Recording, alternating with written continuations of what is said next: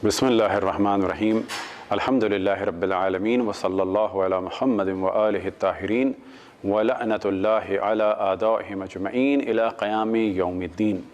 मौज़ू गुफ्तगू अलाइम ज़हूर इमाम ज़मान अलैहिस्सलातु वस्सलाम।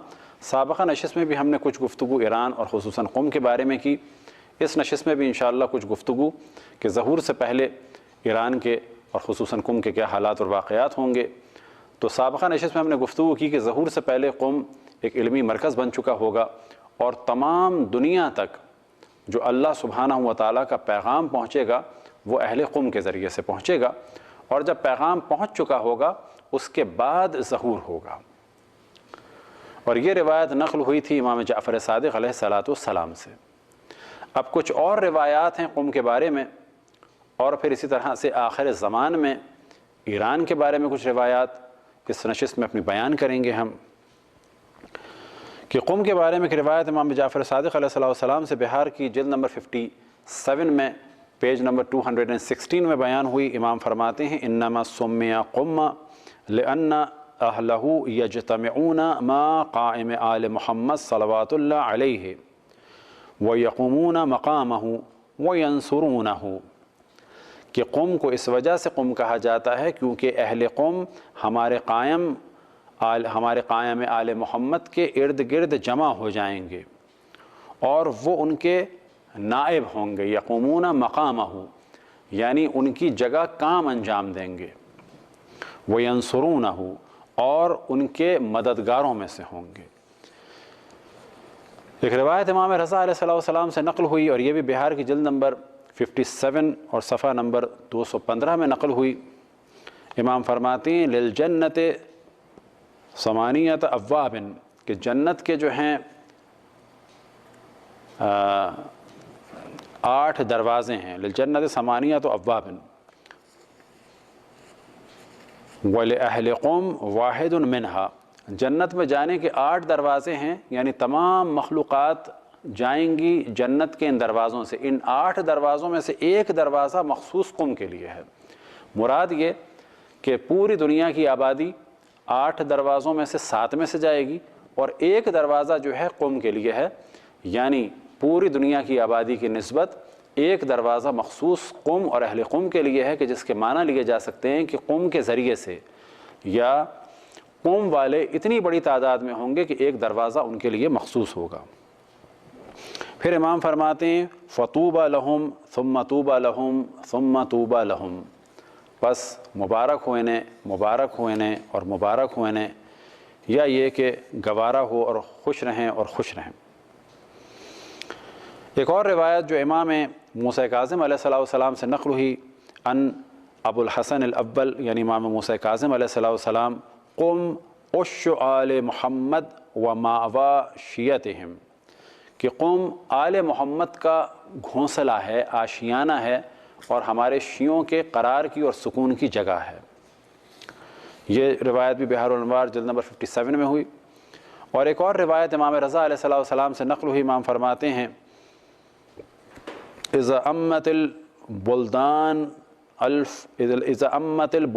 अल फ़ितनु, जब तमाम शहरों में फ़ितने मुसल्लत हो जाएं, फ़अलैकुम बिक़ुम, पर तुम पर लाजिम है क़ुम में आ जाओ। व हवालीहा व नवाहीहा, और उसके इर्द गिर्द ज़िंदगी गुजारो। फ़इन्नल बलाअ मदफ़ूउन अन्हा, क्योंकि बतहक़ीक़ बलाओं को दूर किया गया है क़ुम से। और इसी तरह रिवायतों में बयान हुआ, जब तमाम दुनिया में फ़ितने होंगे तो क़ुम महफूज होगा। इसी तरह से बाज़ रिवायतों में बयान हुआ कि आखिर ज़माने में क़ुम में एक सवारी के जानवर को बिठाने के बराबर भी जगह नहीं मिलेगी, इतना ज़्यादा क़ुम फैल चुका होगा। इसी तरह से जब क़ुम कहा जाए तो उससे मुराद क़ुम नहीं है फ़कत।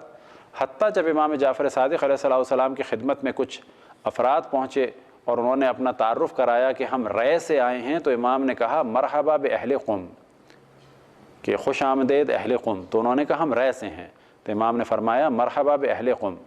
तो बाज़ और रिवायतें भी इस मफ़हूम की हैं कि जिनसे अंदाज़ा लगाया जा सकता है कि शायद क़ुम से मुराद ये हो कि क़ुम और उसके ज़ेर असर जितने इलाक़े हैं वो भी क़ुम की बरकत में शामिल हैं, एक मौजू। دوسرا موضوع یہ کہ رے کہا جاتا ہے تہران کو، اور ممکن ہے قم اتنا بڑھ جائے کہ تہران سے مل جائے،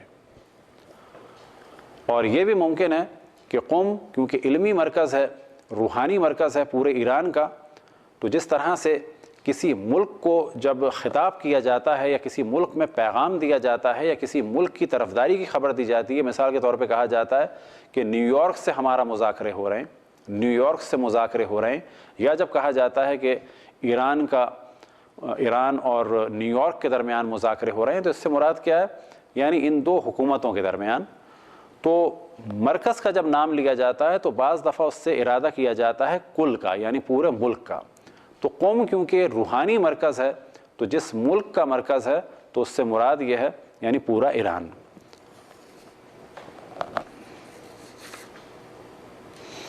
اسی طرح سے ایک روایت امام جعفر صادق علیہ الصلوۃ والسلام سے نقل ہوئی، امام فرماتے ہیں کہ اللہ سبحانہ و تعالیٰ کا ایک حرم ہے جو مکہ ہے، اور رسول اللہ صلی اللہ علیہ وآلہ وسلم کا ایک حرم ہے جو مدینہ ہے، اور مولا امیر المومنین کا حرم ہے جو کوفہ ہے، اور ہم باقی اہل بیت کا ایک حرم ہے کہ جو قم ہے۔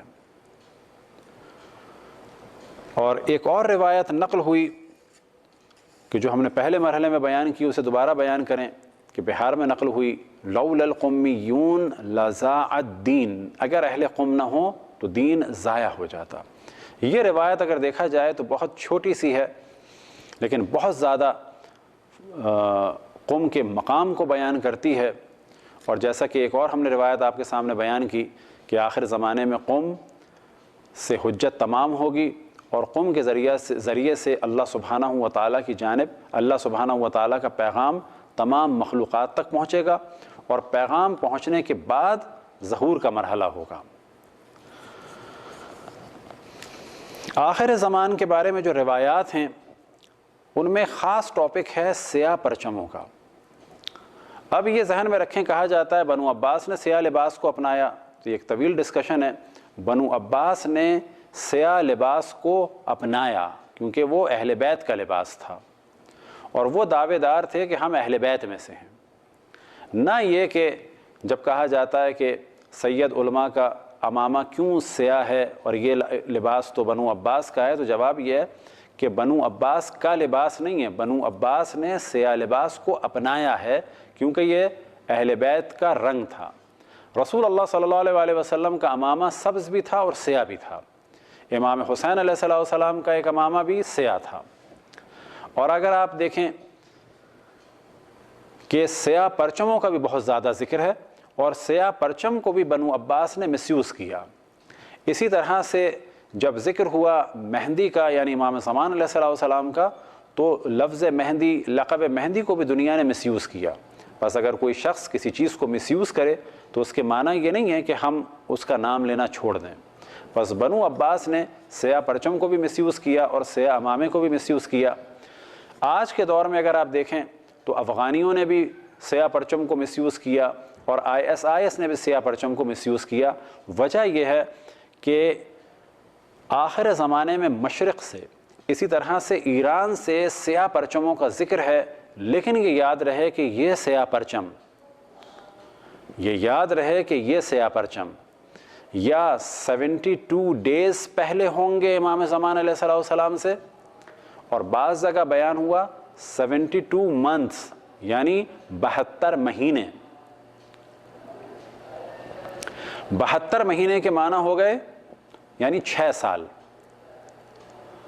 لیکن زیادہ مشہور روایات یہ ہیں کہ یہ سیاہ پرچم 72 دن پہلے ہوں گے۔ 72 دن پہلے سے مراد تقریباً 2 مہینے 12 دن پہلے خراسان سے یہ پرچم نکلیں گے۔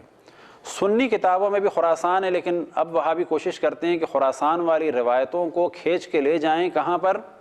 افغانستان، کہ جب وہاں پر ملا عمر کی حکومت تھی۔ لیکن اگر دنیا سے سوال کیا جائے کہ سابقہ دور میں بھی جب خراسان کہا جاتا تھا، ممکن ہے اس زمانے میں افغانستان تک خراسان تھا، لیکن خراسان کہتے کس کو تھے؟ خراسان کہتے تھے ایران کو۔ اور آج بھی اگر روایات کے حساب سے دیکھا جائے تو خراسان صوبہ ہے ایران کا، لیکن وہاں بھی کوشش کرتے ہیں اس قسم کی روایات کو کھینچ کے وہ افغانستان اور ملا عمر اور طالبان اور القاعدہ اور اس وقت انہوں نے کوشش کی کہ ISIS کی جانب لے جائیں۔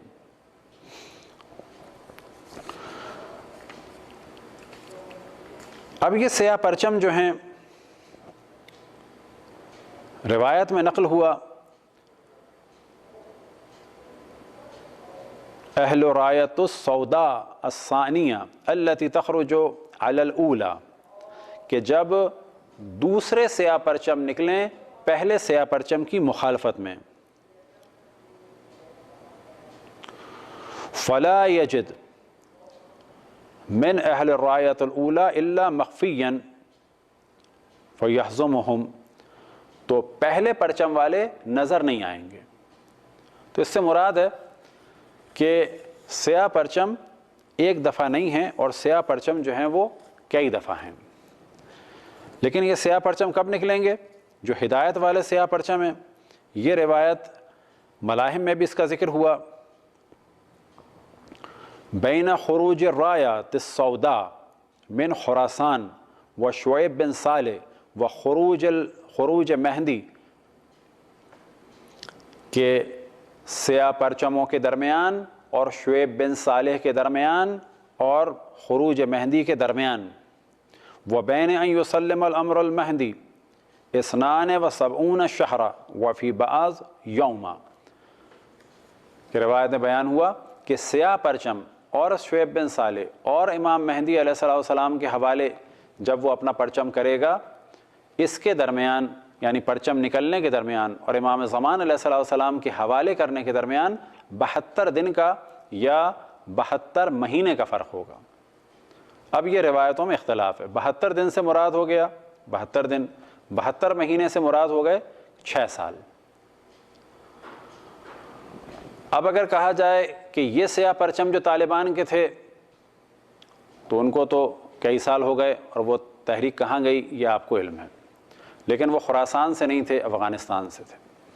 افغانستان خراسان کا حصہ رہا ہے، لیکن اس وقت جب خراسان کہا جاتا ہے تو ہمیشہ ایران کو کہا جاتا ہے۔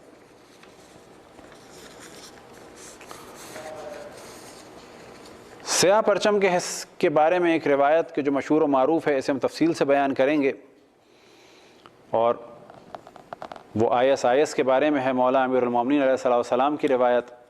لیکن اس وقت ہم ایک اور موضوع کو بیان کرتے ہیں جس کا تعلق ہے شعیب بن صالح اور خراسانی سے۔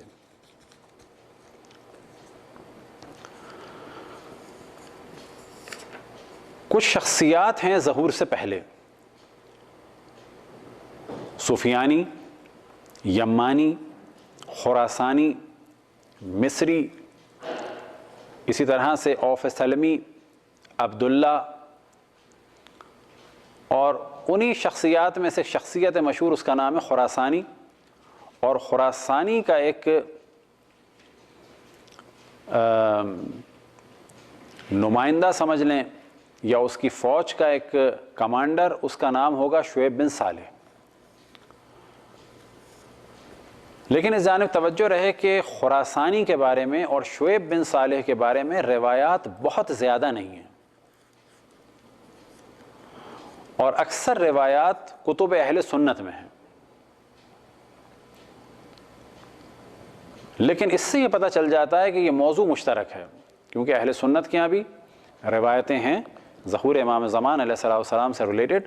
خصوصاً ایک مشہور و معروف کتاب جو ان کے یہاں ہے وہ ہے فتن ابن حماد، نعیم ابن حماد کی کتاب، کہ جو اس وقت مشہور کتابوں میں سے ایک کتاب ہے۔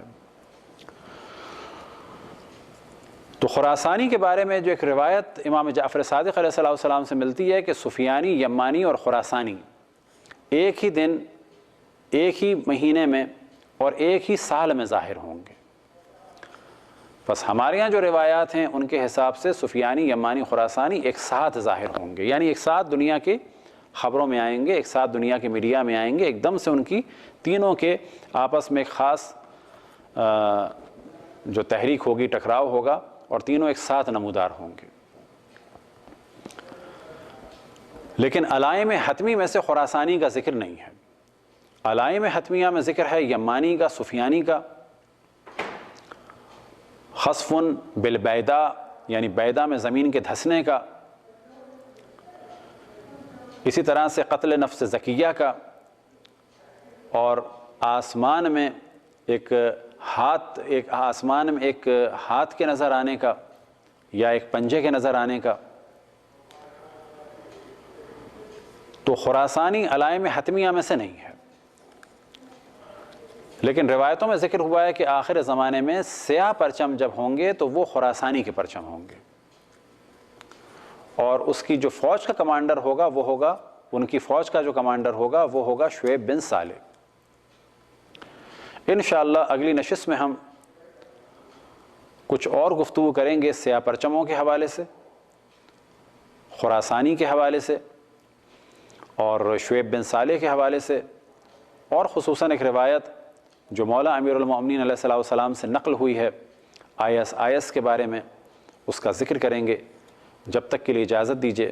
خداوند تبارک و تعالیٰ سے دعا ہے کہ بحق محمد وآل محمد ہمیں اپنے رسول، اپنی حجتوں، خصوصاً امام زمان علیہ الصلوۃ والسلام کی معرفت اور اطاعت کی توفیق عطا فرمائے. وصلی اللہ علی محمد وآلہ الطاہرین.